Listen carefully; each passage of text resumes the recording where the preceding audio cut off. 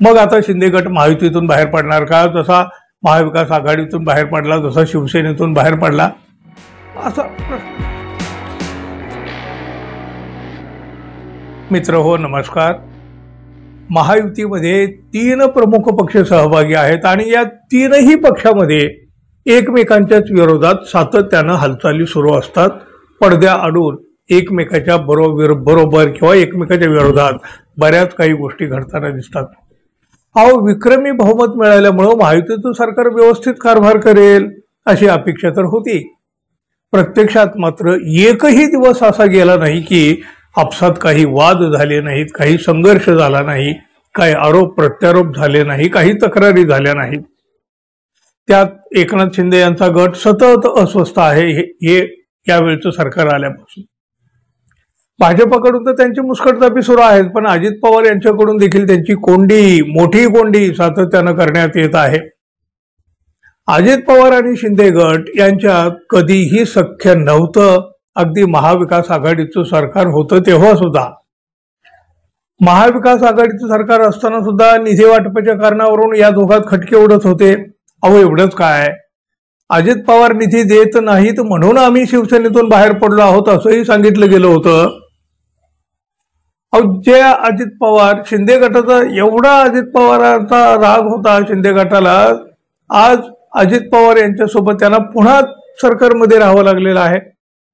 सत्तेसाठी जुळवून घेतल्याचं दाखवलं जात असलं तरी प्रत्यक्षात या दोन्ही गटामध्ये प्रचंड वाद आहेत. फडणवीस यांच्या नेतृत्वाखाली हे जे महायुतीचं सरकार स्थापन झालं, पण पहिल्या दिवसापासून अंतर्गत संघर्ष सुरू झाला. पालकमंत्रीपद, महामंडळ, निधी वाटप आणि श्रेयवाद या सगळ्यातून आजपर्यंत तू मैमय असं सगळं काही सुरू आहे. अजित पवार हे निधी वाटपात अन्याय करीत असल्याचा आरोप शिंदे गट करीत आहे. अजित पवार मात्र या आरोपांना कवडीची काडीची किंमत देताना दिसत नाहीत. शिंदे गटाचे पालकमंत्री प्रताप सरनाईक यांनी तर एक लेटर बॉम्ब टाकून खळबळ उडवून दिली.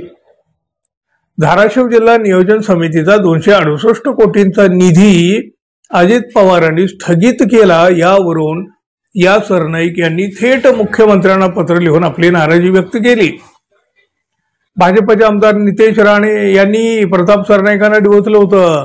कोणी कितीही ताकद लावली, कोण कसंही नाचलं तरी सगळ्याचा बाप म्हणून भाजपाचा मुख्यमंत्री बसलेला आहे असं नितेश राणे म्हणाले होते. शिंदे गटाला हे भलतंच झोंबलेलं होतं.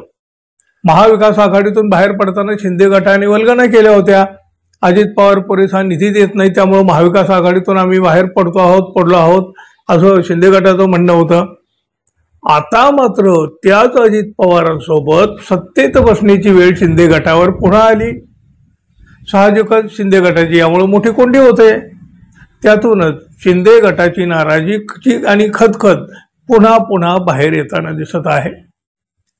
महाविकास आघाडीमध्ये निर्माण झालेल्या नाराजीपेक्षा सुद्धा महायुतीमधली ही खदखद, हा असंतोष मोठा आहे.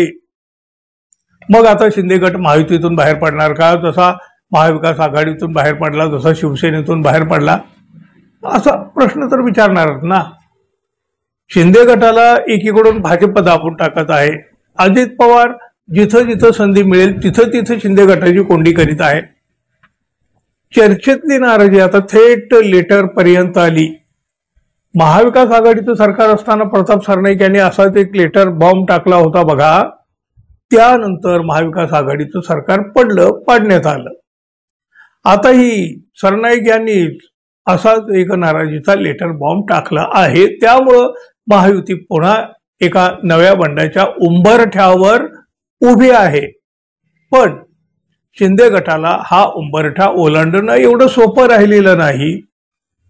नाहीतर याआधीच हे सगळं काही घडू शकलं असतं. शिंदे गटाच्या मनात जेव्हा केव्हा अशा पद्धतीचा विचार येईल तेव्हा त्यांच्या डोळ्यासमोर ईडीकडे असलेल्या फाईल्स त्यांना दिसत असतील आणि मग ते स्वतःला शांत राहण्याचा सल्ला देत असतील.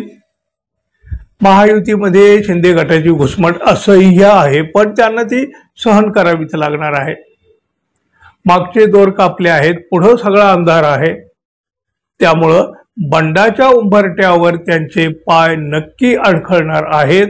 नव्हे ते अडखळलेलेच आहेत असं म्हणावं लागेल. बरोबर ना मित्रांनो? तुम्ही काय म्हणाल जरूर सांगा. धन्यवाद. पुन्हा भेटू. तोपर्यंत नमस्कार.